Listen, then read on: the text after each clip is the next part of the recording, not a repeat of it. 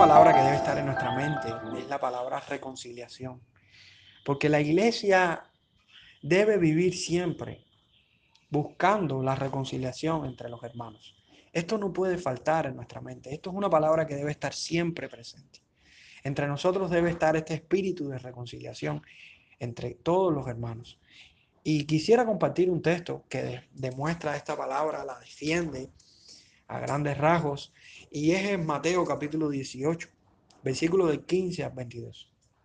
Dice la escritura así: Por tanto, si tu hermano peca contra ti, ve y repréndele, estando tú y él solos.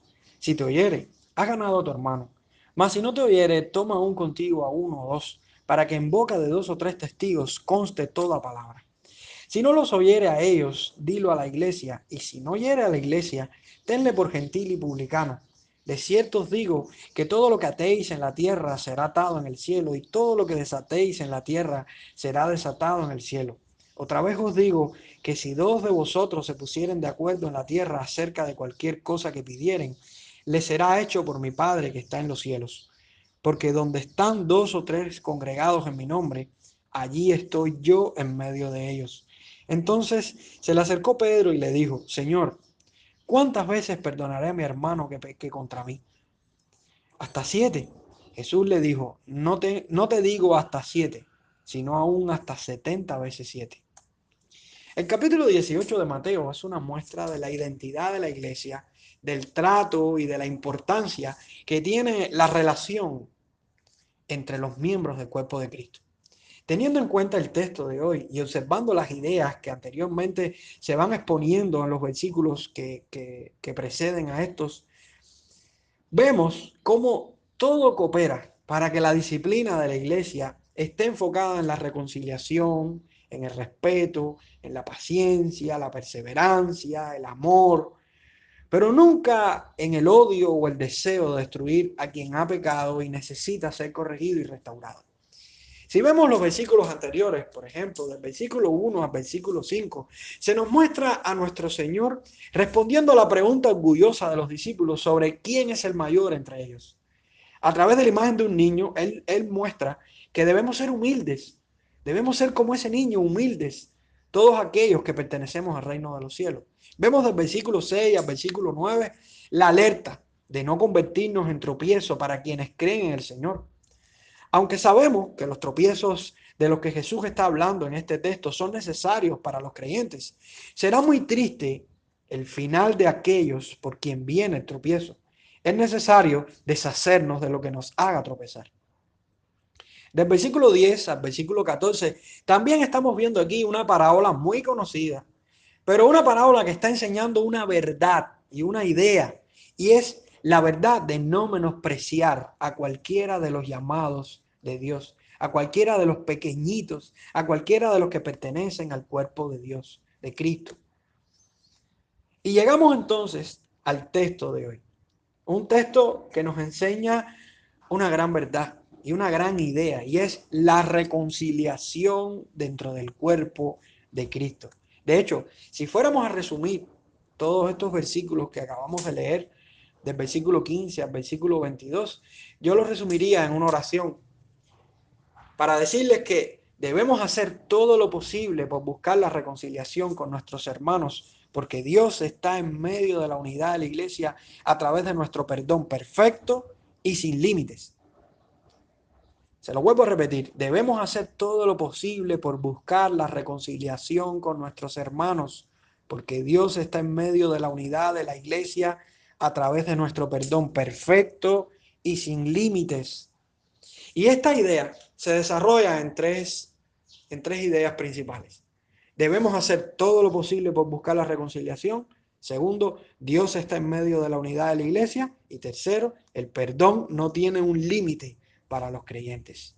Bueno, vamos a desarrollar el tema de hoy, empezando desde el versículo 15 al versículo 18, donde nos dice: por tanto, si tu hermano peca contra ti, ve y repréndele estando tú y él solos.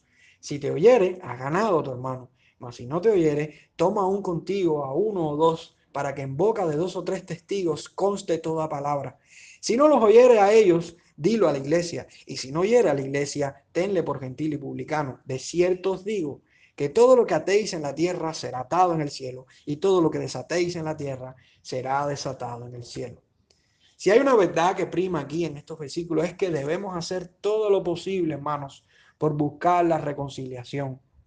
Aquí vemos la disciplina bíblica ante la ruptura de las relaciones interpersonales entre el cuerpo de Cristo. ¿Quién es el agraviado en este texto? Dice el texto, si tu hermano peca contra ti. Primero, si tu hermano, estamos hablando de una relación entre dos hermanos en Cristo, pero dice, si tu hermano peca contra ti. En este caso, somos nosotros los agraviados, somos nosotros los ofendidos, somos nosotros quienes recibimos la flagelación del trato de nuestro hermano hacia nosotros. ¿Y qué es lo que debe hacer un cristiano cuando es agraviado por otro cristiano? El texto lo dice, ve y repréndele estando tú y él solos. Esto se hace primeramente en un marco de intimidad, buscando la reprensión a lo que está mal hecho. Y un marco de intimidad. Y quiero decir algo, porque hoy estamos viviendo un mundo muy lleno de información, en la cual cualquier situación que ocurra entre dos personas se riega como la pólvora y explota como la pólvora y todos se enteran antes de la misma persona que fue la de la ofensa. Amados hermanos, no necesitamos publicar en internet, no necesitamos publicarle y decirle a todas las personas de nuestra iglesia cuando tenemos un problema con alguien antes de hablar con esa persona. Lo primero que tenemos que hacer es ir a la intimidad con esa persona, sentarnos a hablar con esa persona, reprenderle, persuadirle. De hecho, la palabra reprender aquí no significa discutir u ofender, porque a veces tenemos todavía estos rasgos de cristiano moralista. Te reprendo con la idea de que te estoy ofendiendo, de que estoy discutiendo contigo, que tengo una autoridad sobre ti. No se está refiriendo a esto, reprender. De hecho, la Septuaginta le da un sentido a esta palabra como castigar o condenar. Pero en el Nuevo Testamento y específicamente en este contexto, la palabra reprender lo que está queriendo decir es mostrarle a alguien su pecado y llamarle al arrepentimiento. Simplemente esta palabra reprender, lo que significa es esto, mostrarle a alguien su pecado y llevarlo al arrepentimiento. Y este es el corazón de la disciplina. Cuando un hermano peca contra nosotros, primero debemos buscar intimidad y cómo hablar con esa persona donde estamos él y nosotros solos. Y con un espíritu de reprensión, pero una reprensión que lo que busca es mostrar el pecado y el error que cometió esa persona y persuadirle, llevarle de una manera sabia a que se dé cuenta de que ha pecado y que necesita arrepentirse.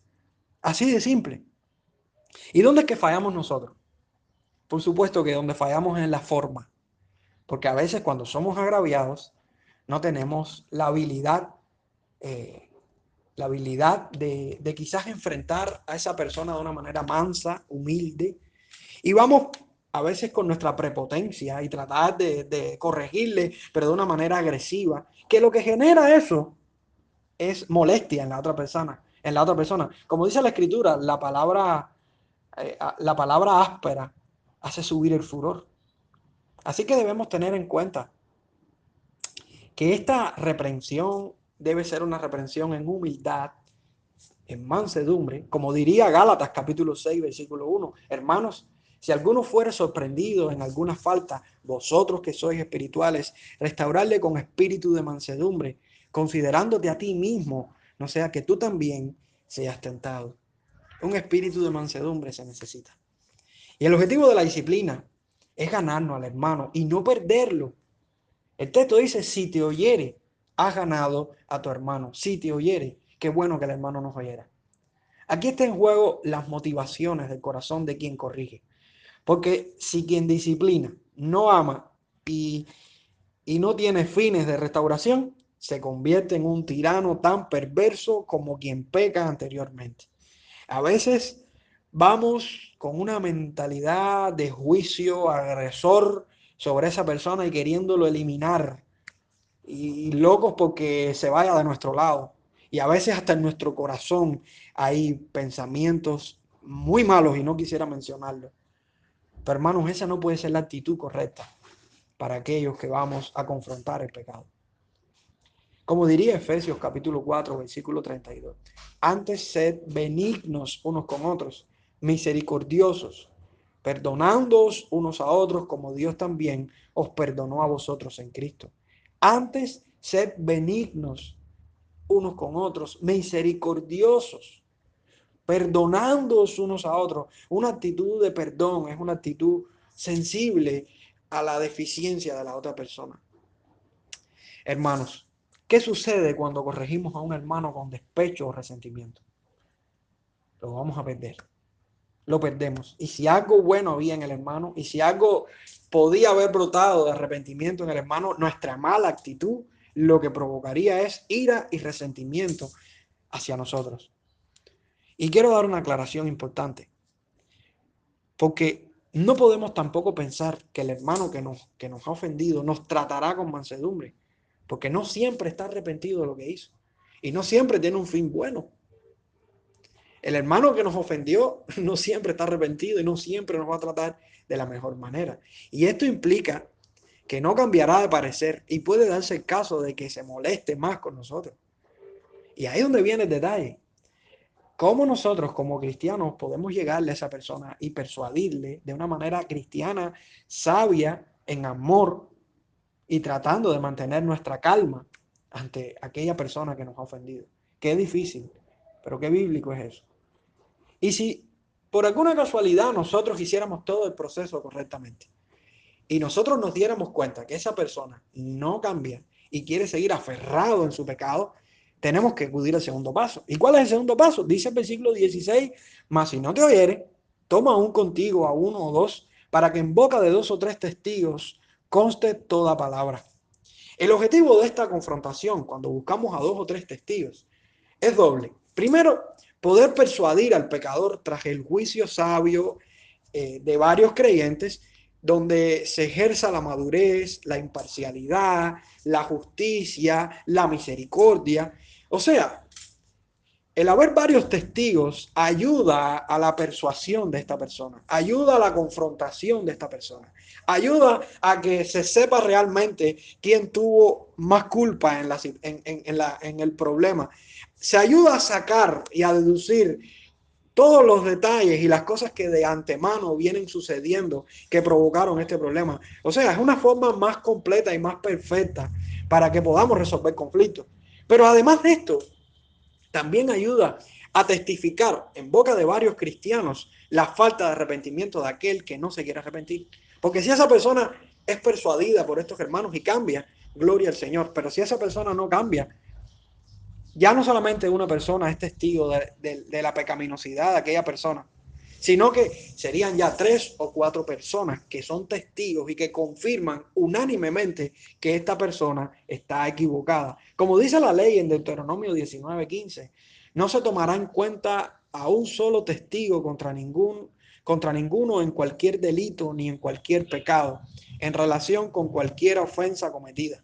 Solo por el testimonio de 2 o 3 testigos se mantendrá la acusación. Y así consistía los términos legales de juicio en los tiempos del judaísmo, en los tiempos donde Jesús estaba. Bastaba con el testimonio de 2 o 3 personas, que ahí se estaba probando la justicia. Qué bueno que la disciplina llegara solo a este punto, porque el pecador se arrepiente y el pecador accede a cambiar. Pero qué triste es saber que a algunos no les basta esto y hacen de su pecado un escándalo y tienen de su pecado un show y hacen una publicidad de su pecado y justifican su pecado denigrando a aquellos que le han confrontado. ¿Qué hacemos en este caso? ¿Qué hacemos en este caso cuando esa persona no entiende ni por una vía personal ni por una vía de varios testigos? Vamos al versículo 17 y ahí simplemente nos dice, si no les oyere a ellos, dilo a la iglesia, y si no oyere a la iglesia, tenle por gentil y publicano. Wow. La iglesia debe ejercer su papel de juez. Así de simple. Como dice el párrafo 7 del capítulo 26 de la Segunda Confesión de Londres, a cada una de estas iglesias así reunidas, el Señor, conforme a su voluntad declarada en su palabra, ha dado todo el poder y autoridad en cualquier sentido necesario para realizar el orden en la adoración y en la disciplina que Él ha instituido para que lo guarden, juntamente con mandatos y reglas para el ejercicio propio y correcto y la ejecución del mencionado poder. La iglesia tiene una responsabilidad. La iglesia tiene la responsabilidad de ejercer su papel de juez cuando la persona que, llamándose cristiano, no acepta la disciplina personal ni la disciplina de un grupo de hermanos, sino que se lanza en rebeldía. La iglesia en ese caso tiene que ejercer su papel. Este caso es llevado a la iglesia y la iglesia toma su autoridad. Y si aún el pecador no se arrepiente, tendremos que ir al cuarto paso de la disciplina, y es la excomunión. Dice el texto: tenle por gentil y publicano. Los judíos entendían muy bien lo que significaba esta frase. Y esta frase lo que significaba era que era considerado un pecador, un inconverso, un impío, alguien que no pertenecía al cuerpo de Cristo. Para ellos era muy sencillo. Si usted no entiende y no se acata la disciplina de la iglesia, usted no puede ser miembro de la iglesia. Y una persona que no se arrepiente solamente está dando evidencias de que no es salvo. Una persona que no encuentra arrepentimiento y que pasa todo este proceso y que no se arrepiente, lo que está demostrando es que no es cristiano. Hermanos, la iglesia es santa y en su papel de juez debe separar a quienes entre ellas no se quieren arrepentir de sus pecados. Observemos dos textos que les quiero mostrar y miremos cómo Dios en estos dos textos que usa la iglesia para disciplinar está delimitando a la iglesia, separándola a la iglesia de aquellos que no se quieren arrepentir. Y es 1 Corintios capítulo 5, versículo 11. Dice la Biblia: más bien os escribí que no juntéis con ninguno que llamándose hermano fuere fornicario o avaro o idólatra o maldiciente o borracho o ladrón. Con el tal ni aun comáis. Ahí la Biblia nos está delimitando a nosotros de aquellos que son pecadores y no se arrepienten dentro de nuestro cuerpo, dentro de nuestra membresía. Segunda de Tesalonicenses 3, 14 a 15 dice: si alguno no obedece a lo que decimos por medio de esta carta, a ese señaladlo y no os juntéis con él para que se avergüence, mas no le tengáis por enemigo, sino amonestarles como a hermanos, independientemente de que ejercemos una mansedumbre y un amor sobre aquellas personas que han pecado.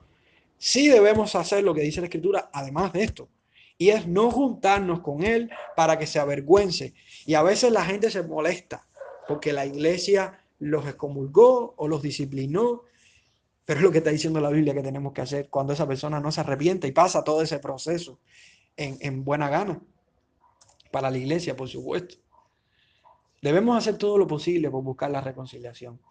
Y estamos hablando de un caso en el cual una persona no se arrepiente, en el caso en el que una persona no quiere cambiar y está dentro de nosotros. Hermanos, esto es parte de buscar la reconciliación, porque le estamos dando oportunidad para que cambie, no solamente a través de un hermano que tuvo problemas, sino de testigos, sino de la iglesia, y si no cambia a través de estas tres oportunidades que se le da, tiene que salir de la iglesia. Y de este contexto nace una frase muy mal citada por los cristianos hoy. Y quisiera citarla, porque Jesús dijo: de cierto os digo, que todo lo que atéis en la tierra será atado en el cielo, y todo lo que desatéis en la tierra será desatado en el cielo. ¿Qué clase de frase para este contexto? Sin embargo, es usada para muchas cosas que no tienen nada que ver con esto.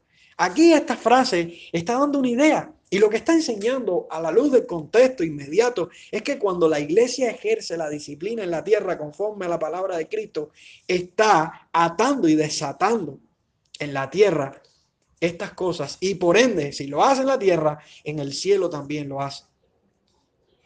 En el cielo será atado y desatado, porque el reino de Dios será abierto a los pecadores y cerrado a los incrédulos. Aquí es donde vemos cuando la disciplina es ejercida en la iglesia y cómo algunos se arrepienten. Estos serán abiertos al evangelio, estos serán pecadores arrepentidos que serán aprobados por el cielo. Pero también vemos cómo otros se endurecen ante la disciplina, rechazan la iglesia, murmuran sobre la iglesia, se van para otra iglesia y en la otra iglesia hacen la misma historia y en la otra la misma historia, y son los mismos pecadores en todos los lugares que simplemente lo que están haciendo es endureciendo su corazón una vez más, porque no se arrepienten. Aquí son atados o desatados en el cielo. Este es el respaldo del cielo sobre una iglesia que cumple con la palabra de Cristo al ejercer la disciplina. Amados hermanos, Si nosotros somos creyentes, si nosotros somos de la iglesia de Jesucristo y ejercemos nuestra autoridad como iglesia general sobre ciertas disciplinas, sobre ciertos pecados que cometen aquellos que no se arrepienten, nosotros tengamos la total confianza y la total seguridad de que lo que aprobemos en esta tierra será aprobado en el cielo, porque lo estamos haciendo conforme a la voluntad de Dios. ¿Cómo ejercemos la disciplina hoy en las iglesias?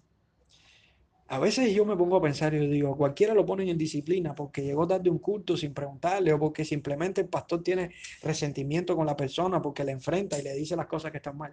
Y muchas razones por las que a veces las personas disciplinan a otros. Pero ¿qué bíblico es esto, hermano? La disciplina bíblica es la que enseña Mateo capítulo 18, Primera de Corintios capítulo 5 y otros textos más. Pero la disciplina tiene que estar cimentada en la autoridad que tiene la iglesia y que ejerce la iglesia sobre aquel, no el pastor, no un miembro, la iglesia que da testimonio de la verdad de Cristo y que es donde está la presencia de Dios en esta tierra. Como diría Benjamín Kish, refiriéndose a la importancia de una iglesia, porque la iglesia no es solamente, o sea, la iglesia no es un grupo de personas que vienen hoy en una predicación y se van, no, la iglesia tiene responsabilidades. Dijo Benjamín Kish en el siglo XVII, la iglesia no es una institución compuesta por creyentes y no creyentes que son miembros de una misma familia, o una multitud de oyentes siguiendo a líderes, quienes en realidad son la iglesia, sino una comunidad de creyentes que se reconoce entre sí como creyentes y acuerdan vivir juntos, dándose a Dios y mutuamente, sobre quienes descansa la autoridad para recibir y expulsar a otros miembros, así como para escoger a sus oficiales. Y aquí vemos la iglesia, la importancia de la iglesia. Hermanos, si somos de la iglesia de Jesucristo, debemos hacer todo lo posible por buscar la reconciliación, por hacer la voluntad de Dios. Y de esta manera estamos buscando la reconciliación. Cuando estamos llevando a una persona en un proceso disciplinario, que aparentemente para muchos esto es al revés, lo que está haciendo es buscando la forma de expulsarlo. No, según la Biblia lo que está buscando la forma es de atraerlo, de darles oportunidades, de persuadirle, para nosotros mismos delimitar si él es cristiano o no, para que sus frutos sean demostrados a través de este proceso y le podamos perdonar y le podamos restaurar las veces que sean necesarias. Porque nuestro Señor está en medio de la unidad de la iglesia, hermanos. Y a lo que Dios le interesa es que nosotros hagamos las cosas conforme a su voluntad y que restauremos a esa persona y le rescatemos. De hecho, Dios está en medio de la unidad de la iglesia. Y si vemos el versículo 19 y 20, y esta es la segunda verdad que veo en este texto y que quiero compartirles, es que Jesús dice la palabra, otra vez os digo, que si dos de vosotros se pusieren de acuerdo en la tierra acerca de cualquier cosa que pidieren, les será hecho por mi Padre que está en los cielos. Porque donde están dos o tres congregados en mi nombre, allí estoy yo en medio de ellos. ¿Qué evento puede producir la disciplina? Sino un clamor unánime de la iglesia en dependencia al Padre por la restauración y la unidad del cuerpo de Cristo. Hermano, qué gloria es poder experimentar en un proceso disciplinario. Qué gloria es poder experimentar en un proceso de contradicción y contiendas. El poder orar, el poder depender, el poder clamar a Dios, el poder orar conforme a la voluntad de Dios y la iglesia unánime, tener en mente una situación para poder restaurar a la persona. Hermano, qué gozo es poder depender y de saber sobre todas las cosas que el respaldo de Cristo está sobre esto. Necesitamos unirnos en oración por quien está disciplinado, por quien está disciplinando, por la actitud de la iglesia, por la actitud de aquellos que disciplinan. La iglesia no puede estar desligada a la guianza y a la dependencia de Dios en cualquier proceso, ya sea disciplinario o no. Y la oración es fundamental en cualquier paso que tenemos que dar. La oración es nuestro respirar, hermanos. Y cuando una iglesia ora, cuando una iglesia está confiando en Dios y está buscando la guianza de Dios, de seguro tomará buenas decisiones, aunque sean malas para el mundo y aunque traigan consecuencias fuertes para nuestra vida. Pero una iglesia que busca a Dios y busca la guianza de Dios, camina en base a lo que Dios dice y ejerce la disciplina correctamente. Este texto es otro texto que se usa muy mal. Se usa mal A veces nos paramos en un culto y decimos, donde estamos 2 o 3 reunidos, ahí está el Señor, sin tener una membresía oficial, sin saber si los que estamos dentro de ese culto somos cristianos todos o no, teniendo distorsión en muchos aspectos de lo que significa ser una iglesia correctamente. Pero este texto se está usando en el marco de la disciplina, se está usando en el marco de la restauración, se está usando en el marco donde la iglesia ejerce cierta autoridad para ejercer la palabra de Dios y la voluntad de Dios para esta tierra. Hermanos, donde estamos 2 o 3 reunidos ejerciendo la disciplina correctamente, bíblicamente, aunque esto traiga consecuencias negativas, ahí está Dios. Y es lo que debemos tener en cuenta. Por muy difícil que sea la disciplina bíblica en ciertos casos, nuestro Señor Jesucristo está garantizando su aprobación y respaldo para con la iglesia cuando está unida y cuando clama a Él para cumplir su labor. Aquí está la victoria. Aquí está la victoria de nosotros. En este proceso, donde Dios respalda, donde Dios está, donde Dios nos aprueba, aunque el mundo diga lo contrario. Y usted puede preguntar, ¿qué pasa si a pesar de que tuvimos éxito en la disciplina y la iglesia ganó su batalla, a la persona que ofendió, que en ese momento resultó arrepentida, en unos 3 meses vuelve a cometer un error con otro hermano? ¿Le tendremos que volver a perdonar? Y yo creo que esta pregunta puede surgir entre nosotros, porque a veces qué difícil es volver a perdonar a una persona que volvió a cometer el mismo error. Sin embargo, Pedro hace la misma pregunta, en otras palabras.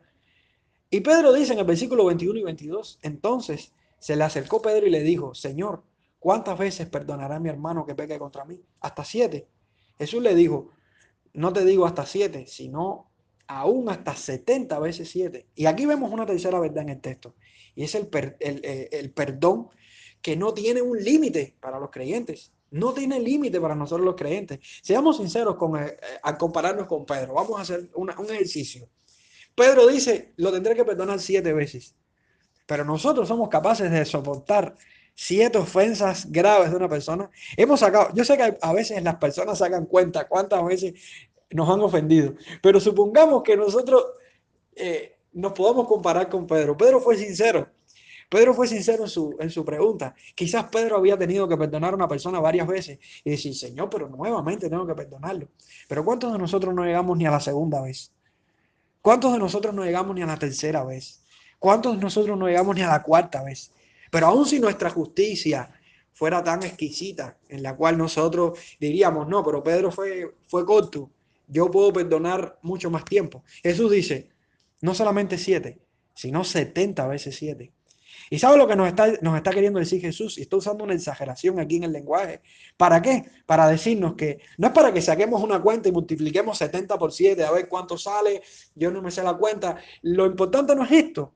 Lo importante es saber de que el perdón en el pueblo de Dios es un perdón perfecto e ilimitado. No tiene límites nuestro perdón. Y Jesús lo que nos está queriendo decir es que cuantas veces pegue un hermano contra nosotros, le tenemos que perdonar. Cuantas veces lo haga. No 7, ni 1400, ni 14,000. Cuantas veces lo haga. Quizás usted me podría decir, pero ¿cómo es esto posible? Con tanto mal que nos han hecho. Yo no he sido tan malo como para merecer este castigo de esta persona. ¿Será que nadie conoce la maldad del que me está ofendiendo? La respuesta la vemos en unos versículos que están después, que no los voy a leer, pero está puesta en la parábola de los 2 deudores. Y Jesús nos está demostrando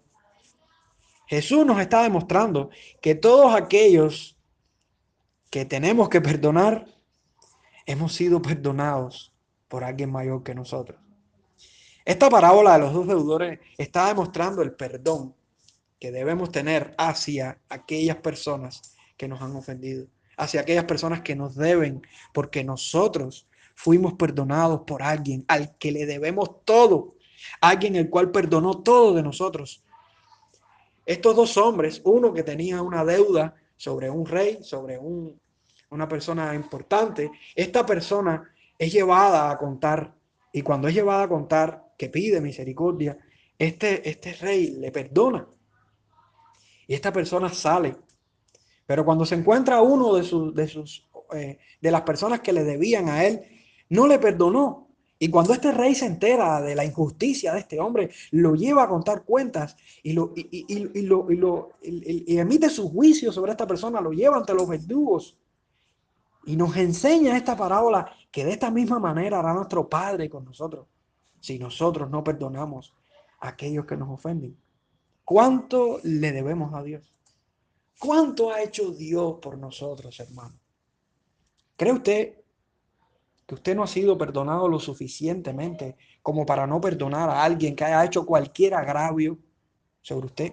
Pues quiero decirle que el mayor agravio que una persona haga sobre otra, el mayor, no tiene comparación con el perdón que Dios ha derramado sobre nuestra vida en Cristo Jesús. Cuanto Dios nos ha perdonado, es la medida que tenemos para perdonar a otros. Así que, hermanos, tenemos una responsabilidad como cristianos. Dios nos perdonó. ¿Cuán pecadores somos? ¿Cuántos malos pensamientos hay en nuestra vida? ¿Cuántas malas decisiones tomamos a diario? ¿Cuántas palabras corruptas salen de nuestra boca? ¿Cómo tratamos a nuestros padres? ¿Cómo tratamos a nuestros hijos? ¿Cómo tratamos a nuestras esposas? ¿Usted cree que Dios no le tiene que perdonar? Le leo dos textos importantes y uno lo leí hace un rato. Antes, sed benignos unos con otros, misericordiosos, perdonándoos unos a otros, como Dios también os perdonó a vosotros en Cristo. Como Dios. Tenemos una referencia, tenemos un perdón ya dado a nosotros. Y es el perdón de Dios hacia nuestros pecados. Por eso, hermanos, tenemos que perdonar. Porque hemos sido perdonados. Eso está en Efesios 4:32. Pero Colosenses 3:13 dice, soportándoos unos a otros y perdonándoos unos a otros, si alguno tuviera queja contra otro, de la manera que Cristo os perdonó, así también hacedlo vosotros. ¿Cómo no podemos perdonar si Cristo nos perdonó primero? ¿Cómo no podemos perdonar si Dios no nos perdonó primero? Amados hermanos, el perdón es una obra del cielo, solamente del cielo. Porque si en nuestra misma fuerza, si en nuestra propia naturaleza estuviera el deseo de perdonar, nadie en esta tierra lo hiciera. Al no ser por un fin y una justificación. Y yo diría que una justificación perversa a su corazón. Pero hermanos, la naturaleza del ser humano es una naturaleza que no perdona. Es muy fácil perdonar a alguien que haya hecho una pequeña ofensa sobre nosotros. Pero aquel que ha hecho una gran ofensa sobre nosotros, no nos mintamos a nosotros mismos, no le perdonamos solamente por la obra de la gracia de Dios, que hemos entendido que hemos sido perdonados solamente por esa cruz y mirando a aquel que fue muerto en un madero, que fue crucificado, que fue lastimado, que fue ofendido por aquellos, que fue mal mirado por aquellos que por los cuales murió. Solamente podemos entender eso. Y nosotros como aquellos que le ofendimos, como aquellos que le clavamos en esa cruz, recibimos ese perdón. Recibimos ese perdón. Porque su obra fue consumada, su obra fue terminada y nosotros hoy recibimos el privilegio y el derecho de ser hijos de Dios, pero no por nosotros, no por nuestra fuerza, sino por la obra de Cristo. Esa obra transforma nuestra mente, transforma nuestro corazón y nos lleva a vivir la naturaleza de una nueva criatura que entiende que fue perdonada y que entiende que tiene que perdonar. Te pregunto, ¿por quién guardas resentimiento? ¿Quién está en tu corazón de una manera resentida? Deshazte de esto. Esto te hace daño, esto te maltrata, esto te culpabiliza y esto te hará perder muchas cosas. Por favor, esta verdad es hiriente e incomprendida por quienes no aman a Dios y por quienes en la dureza de su pecado y de su corazón no quieren aceptar la verdad de nuestro Señor Jesucristo. Pero para nosotros, para aquellos que amamos a Dios, para aquellos que hemos sido salvados y perdonados por Dios, es esta verdad. Una verdad para que cambiemos nuestra actitud. Una verdad para que reconozcamos nuestra actitud. Una verdad para que pidamos perdón. Pero una verdad también para que perdonemos. Debemos perdonar Debemos arrepentirnos y debemos entender que la palabra de Dios está puesta para que vivamos la vida de Cristo. Haz todo lo posible por buscar la reconciliación con tu hermano, porque Dios está en medio de la unidad de la iglesia a través de nuestro perdón perfecto y sin límites. Que Dios te bendiga, amado hermano, y que puedas encontrar no solamente el perdón de Dios, sino poder perdonar a otros con ese mismo perdón que Dios te dio.